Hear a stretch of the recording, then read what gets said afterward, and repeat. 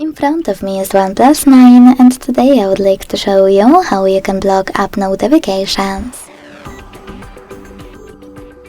Begin by opening Settings and scrolling down to tap on Notifications and Status bar.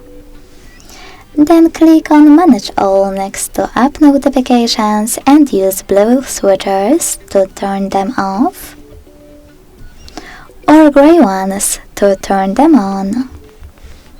If you want to, you can also go back to click on one of your apps over here and click on this switcher next to Allow Notifications to turn them off or on.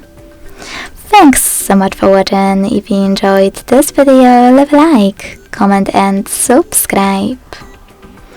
Bye!